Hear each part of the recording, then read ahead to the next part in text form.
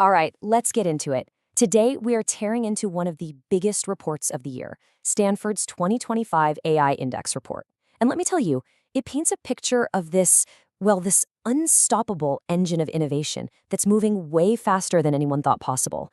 And of course, all the messy, unforeseen consequences that come along for the ride. So let's jump right in. So, here's how we're going to break it all down. We'll start by following the money, what we're calling the AI gold rush. Then, we'll look at how these machines are actually getting smarter, like every single day. After that, though, we need a serious reality check on the real-world impact. From there, we'll see how the world is scrambling to govern this thing, and we'll wrap up by looking at the next frontier, where all this is headed. Okay, first up, the AI gold rush. And believe me, we're calling it that for a very good reason. To really get a grip on where AI is headed, you've got to follow the money. And in 2024, the fuel for this engine wasn't just brilliant code. It was a straight-up tidal wave of cash and some seriously intense global competition. I mean, just look at this number. $250 billion. That's the total corporate investment in AI. And it's up 26% from just the year before. This isn't just steady growth, you guys. This is an absolute explosion. This is the cash that's funding the crazy computing power, scooping up all the top talent, and paying for the research that makes everything else we're about to talk about even possible. And this isn't just a Silicon Valley story anymore, not by a long shot. The race to get AI into, well, everything is completely global. North America might still be leading the pack in total use, but the real story is the incredible surge happening everywhere else. Check this out. Greater China saw a massive 27 percentage point jump in companies using AI. Europe's right on their heels. The game is officially on, folks. So, all that money? It's definitely paying off. The models are getting smarter at a speed that is kind of dizzying, honestly, which brings up a really important question. Yeah, how do we really know that an AI is getting smarter? I mean, what does smarter even mean for a machine? It's not like you can sit it down for an IQ test. Or can you? Well, it turns out the AI world has its own version of a final exam. They're called benchmarks, and you can pretty much think of them like the SATs for AI. They're these standardized tests that create a gold standard.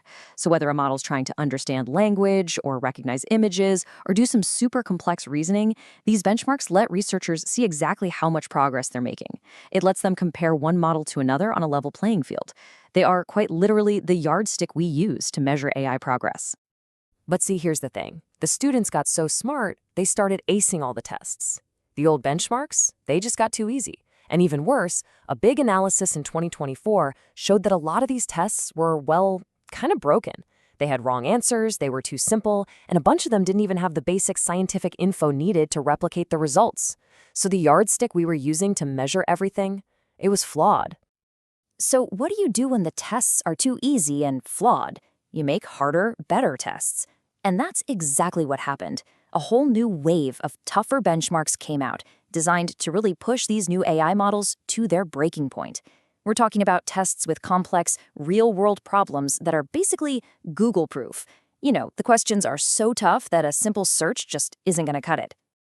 And this slide just illustrates the result perfectly, because it's not just about getting smarter, it's about getting ridiculously more efficient. So get this, back in 2022, you needed a monster model called PaLM with 540 billion parameters. Think of parameters as like the neurons in its brain. It needed all that to get a certain score. Fast forward to 2024, a tiny model, Phi-3 Mini, gets pretty much the same score with only 3.8 billion parameters. That is a mind-blowing reduction in size. It's basically like going from a building-sized supercomputer down to a high-end laptop, but with the exact same brain power. Insane. Okay, but all this incredible power, this new efficiency, it doesn't just exist in a lab. It's out there, in the real world, interacting with all of us. And that means we absolutely have to have a serious reality check about the consequences, the societal and ethical fallout. Now, the good news is the research community is paying attention. There was a big jump, almost 29%, in research papers focused on responsible AI. Stuff like fairness, safety, transparency. That's great. But while the research is trying to catch up, the real-world harm is already happening. And this is where the rubber really meets the road, and it's not always pretty. The report is full of concrete, real-world examples of AI causing harm right now. A facial recognition system wrongfully accusing a woman of shoplifting. A high school student being targeted with disgusting AI-generated fake images. Even something as weird as AI-made pictures of potholes being used to spread political misinformation during an election.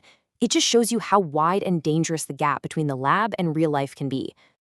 You know, part of the problem here has been a real lack of transparency. Like, how are these incredibly powerful models actually built? What data are they learning from? We are seeing some progress, which is good. The average transparency score for the big model developers jumped from 37% to 58% in just half a year.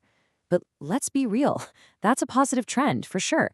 But it also means a massive 42% of how these things work is still a complete black box. All of this, naturally, brings us to the global response. As this technology is just galloping ahead, governments all over the world are scrambling to put up some guardrails. They're trying to figure out how to govern the machine before it becomes totally ungovernable. And man, 2024 was a blur of policy action.